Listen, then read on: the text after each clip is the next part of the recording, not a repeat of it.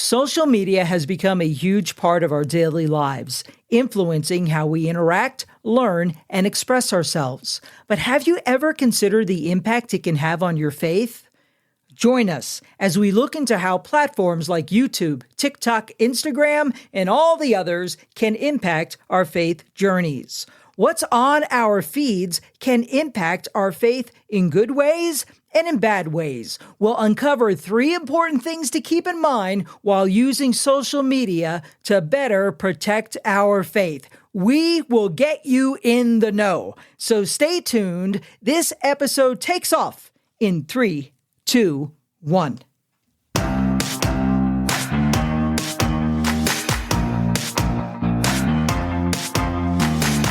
Welcome to Be the 25 podcast, the place where teens and young adults come to explore how to live the Christian life in a non-Christian world. I'm your host, Dr. Sharon O'Hara. Come join us and get your faith ready for the journey ahead.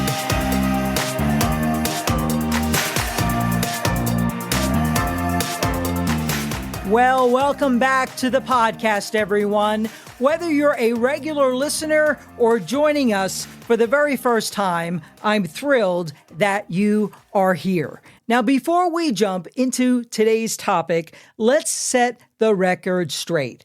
I am not here to bash social media. I absolutely love social media and use it myself just like most of you. Did you know that 95% of teenagers ages 13 to 17 are on social media? And 40% of preteens ages 8 to 12 are active on it too. And if you're a young adult between 18 and 29, 85% of your age group is also on social media. Now, I want each of you to have the absolute best experience possible while using these platforms. I see social media as a neutral tool. It has the potential to do a lot of good and the potential to cause a lot of harm. Like many things in life, a good thing can turn into a bad thing if we're not careful. Social media can significantly impact our mental, emotional, social, and spiritual health, both positively and negatively. It's great for connecting with family and friends, finding community, accessing information and resources, and expressing our creativity. It's also a way to engage with important social issues and a way to share our faith. However, being on social media must involve safeguarding our souls while navigating in this digital world. And that's what this episode is all about. So let's explore how social media affects our faith and discover smart strategies for using these platforms wisely and with discernment. Now, some of you are already in the know about what I'm about to share, and this will not only serve as a friendly reminder, but also serve as an opportunity for you to evaluate your social media use. And for the rest of you, what I'm about to share is definitely something you need to know if you're using social media. So let's get you in the loop. Now, there are 3 things you need to know that will help you safeguard your faith journey in this digital age. Number 1, social media algorithms decide what's on your feed based on what you engage with. Now, let me share how this works. Whether you're on YouTube, TikTok, Instagram, Facebook, or Twitter, these social media platforms have millions or billions of followers. That's a lot of people sharing tons of content every single minute. Pictures and posts and videos flood these platforms nonstop. For example, on TikTok, 16,322 videos are uploaded each minute. And on Instagram, 64,440 photos are uploaded each minute. Now that's a lot of content. Now, obviously, Instagram can't put 64,000 pictures on your feed. So the platforms use algorithms, which are a set of rules to filter all this content to ensure that what you and I see is engaging and relevant to us. If you ever wondered why certain things end up on your feed, that's the algorithm at work, predicting what you might find interesting or meaningful based on what you've clicked on, commented on, liked, shared, or spent time watching. I once stumbled upon a video of a guy with his pet monkey named Yo-Yo Jr. This monkey could take directions from his owner and do all sorts of tricks and things, like throwing things in a garbage can when asked, or gardening, or grocery shopping, and even cooking. It was very interesting to me and entertaining as well. I trained our 2 Labrador retrievers, Angel and Gracie, and now our golden doodle, Bailey, to obey voice commands and hand signals to not only sit, stand, or shake, but to open their crate doors or hold my hand at a crosswalk like a parent holds a child's hand. One of my favorite tricks I did with Angel whenever we had company over was to ask, "Angel, do you like so-and-so, or would you rather be a dead dog?" And just like that, our black lab would immediately drop to the floor like she was dead. So I like training dogs. So yes, I was interested in what the monkey Yo-Yo Jr. could do. But then, out of nowhere, my feed was flooded with monkey videos of Yo-Yo Jr. and others I never clicked on before. And all these monkeys appeared on my feed, one after the other. It was quite annoying. And that's how social media platforms use algorithms to engage users to influence their online experiences. I had to stop watching Yo-Yo Jr. videos and tweak my settings by hitting show less or don't show again to change what the algorithms were showing me and reduce the monkey videos on my feed. Now my feed is pretty much monkey free. Yes, I've gotten over Yo-Yo Jr. Now, watching monkey videos is pretty harmless.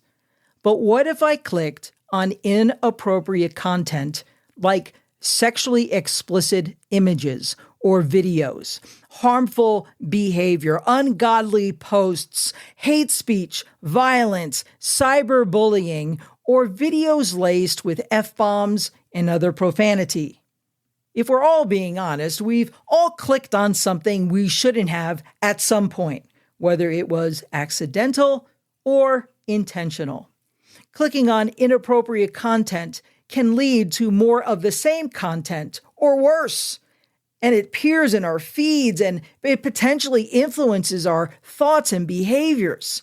This can create a cycle of exposure to a bunch of unwholesome content that goes against what we stand for as Christians. And that's why it's important to know how these algorithms work, because they can trip us up bad on our faith journey. What we do online and on social media affects the algorithms. Nobody else may know what we're clicking on, but God certainly does, and so do the algorithms. Our digital footprint matters, and we have the power to make responsible choices to guard our spiritual well-being. It has to be a priority. Proverbs 4:23 warns us, above all else, guard your heart, for everything you do flows from it. And the Apostle Paul warned Timothy in 1 Timothy 6:20 to guard what God has entrusted to you. You know, the truth of the gospel of Jesus Christ lives in our hearts. It's like having a priceless treasure inside. We have to guard it. When we engage with unwholesome content, it's like exposing our faith to potential thieves or corruptive damage.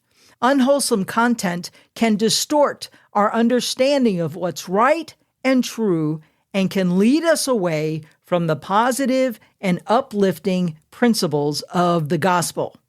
And it can happen to us before we even realize it. What we do online and on social media can either draw us closer to Christ or lead us away from Him. The good news is that we actually have some control over this. The very algorithm tool that can pull us away from Christ has the ability to steer us to Him. When we interact with positive and inspiring content, wholesome content, the algorithms take notice and show us more wholesome content. So the algorithms can actually help reinforce our Christian faith and support our spiritual growth. You see, regardless of what you and I have viewed in the past, we have the power to reshape our digital experience to benefit our faith journeys. It all depends on what we choose to click on. By focusing on what is good and true, we can strengthen our faith and live in alignment with the values Jesus taught us. We've got to be careful what we allow into our hearts and into our heads. It really does matter. So take control by choosing what you allow into your digital space. Make intentional decisions about the content you engage with and the influencers you allow into your life. Choose wisely. Be selective about the posts you follow, the videos you watch, and the people you follow because God and the algorithms are watching. Now, if you find yourself drawn to inappropriate content and are struggling right now, consider seeking accountability from trusted friends, from family members, or spiritual mentors who can support you in making wise choices. Or get off social media. It really is okay to step away if it's causing you spiritual harm. Jesus said in Matthew 5:29, if your right eye causes you to stumble, gouge it out and throw it away. It is better for you to lose one part of your body than for your whole body to be thrown into hell. Now, Jesus, of course, was speaking figuratively, and his point was this: it's better to get rid of something in your life that trips you up spiritually than it is to hold on to it. Why? Because what we engage with affects our faith journey. So be careful and choose wisely. Okay, so number one, social media algorithms decides what's on your feed based on what you engage with. And number two, social media is designed to keep you distracted. You know, Sean Parker, the founding president of Facebook, admitted that the social network was founded not to unite us, but to distract us. He said this: the thought process was, how do we consume as much of your time and conscious attention as possible? This led to the creation of features like the like button, which gives users a dopamine hit, that feel-good rush to encourage more content sharing. And those notification pings, they're intentional distractions that interrupt our focus and pull us away from what truly matters. When we hear we drop everything to look at our devices. Our brains get interrupted, and it can take several minutes to get our focus back. Now, where was I? Oh, yeah. Then there's the persuasive influence of FOMO, the fear of missing out, driven by social media. We feel compelled to stay connected and updated, afraid that we might miss something important or exciting that's happening. Social media wants us to stay glued to their screens and to keep coming back for more. That's their tactic. That's their strategy, and it works. Just look all around you. People are on their devices using these apps everywhere. While driving, although it's against the law in most, if not all states, while sitting in a parking lot, hey, be careful you don't get robbed, while walking across the street, at school, on the job, at the table, in the tub, on the toilet, in the bed, at the movies, during church, at the game, watching TV, and while someone is speaking to you. Now, let's face it. Most of us spend a lot of time on our apps every day, and if we're completely honest, more than we spend in our Bibles. Our time, especially excessive time, spent on social media can divert our attention from the essential spiritual disciplines of prayer, Bible study, and worship. And we need to be aware of this. When we're constantly absorbed in digital distractions, it can be challenging to prioritize our spiritual growth and connection with the Lord. So let me ask you, how distracted are you? A 2023 study released by the Pew Research Center revealed that 1/3 of teens use TikTok, YouTube, Snapchat, Instagram, and Facebook almost constantly. Most of the others polled in this study use them several times a day, and the remainder use them once a day. Now, a 2023 Gallup poll revealed that teens spend an average of 4.8 hours on social media per day. Now, that may not be you personally, but that's the average for teenagers. Now imagine if we directed some of that time toward conversations with God, reading scripture, or engaging in worship. These disciplines are crucial for our spiritual well-being and growth, but they often get sidelined by the constant buzz of social media. Let's become intentional about making space for God in our lives, ensuring that our relationship with Him is first and remains strong and vibrant.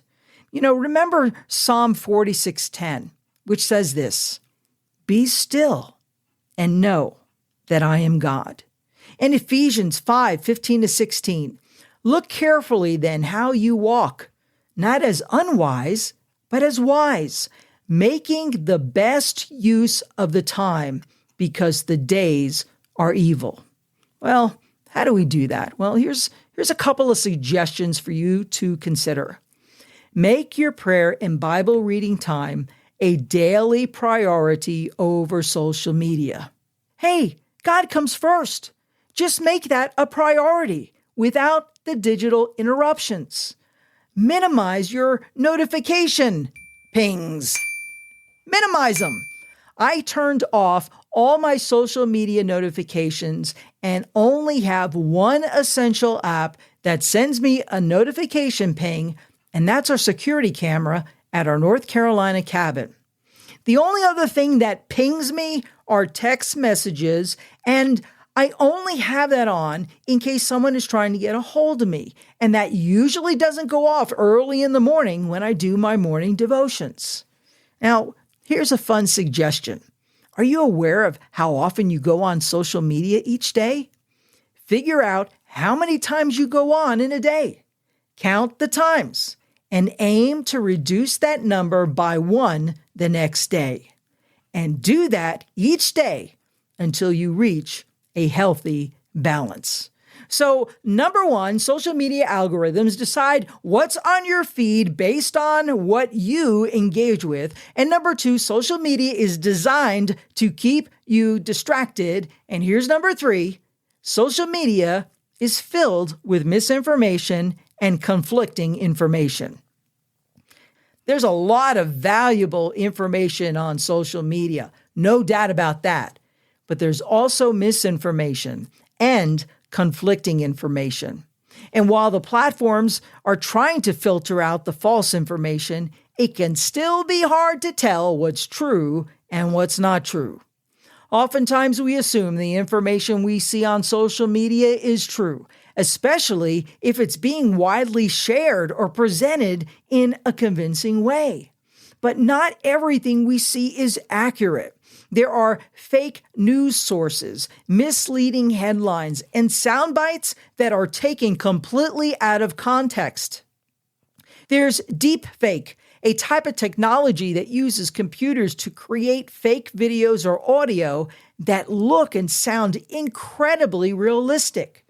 This technology uses face swapping and voice synthesis to imitate someone's appearance and voice.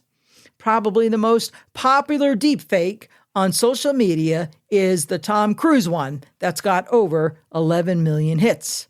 And let's not forget the rise of artificial intelligence that will only cause more sophisticated and convincing forms of information, misinformation, and manipulation. As AI gets smarter, it could create even more realistic fake content that tricks us online. So, it's super important to sharpen our digital skills and think critically about what we see online and on social media because there's a lot of misinformation going around. There's also conflicting information going around that can cause confusion in our heads. We get to the point where we don't know what to believe or who to believe. A prime example is the COVID-19 pandemic. Social media platforms were filled with a mix of accurate information from health organizations and experts, as well as misleading or false claims about the virus, the vaccines, and the wearing of masks. Talking heads can appear to be experts. Many people didn't know what to believe or who to believe. Do I wear a mask or not? Do I get vaccinated or not? The same kind of confusion can happen with our spiritual beliefs. Is Christianity really true or not? Is the Bible reliable or not? Is Jesus the only way to heaven or not? It's hard to find clarity amidst the noise of different voices and perspectives, which can lead us feeling uncertain of what to believe and who to believe. That's when it's important to take a step back, think critically, and figure things out without all the noise of social media. You know, the Bible tells us in 1 Corinthians 14:33 that God is not a God of confusion, but of peace. God doesn't want you feeling confused, friend. So let me give you a few suggestions for you to consider. Don't believe everything you see and hear. Verify the information from reliable sources before you believe it or share it. I use Snopes, S-N-O-P-E-S. It's the largest and oldest fact-tracking website. You can go on there to determine if something you see online or on social media is true or false. You can even submit a rumor for them to investigate. I'll put the link to Snopes in today's notes for you to check out. Now, another thing you can do is pray for discernment. Ask God to help you discern truth from falsehood. You can also reach out to trusted adults or mentors in your church, ones who are a little farther up the trail than you are on the faith journey. Yes, there are older adults who are in the know about social media technology, and you'll usually find them on your church's technology team. So seek them out. And that's the 3 things you need to be aware of while you're using social media. The algorithms decide what's on your feed based on what you engage with. It's designed to keep you distracted, and it's filled with misinformation and conflicting information. Keeping these 3 things in mind can help safeguard our faith as we navigate the digital world with wisdom and discernment. In our next episode, I'll be chatting with a tech-savvy young man who's always on the cutting edge of technology and social media. We'll explore how he navigates his faith on the platforms. You won't want to miss his story. Remember to subscribe to the podcast and share it with your friends. You never know who might need to hear it and be inspired to be the 25. Have a great week, and remember, keep growing Keep going.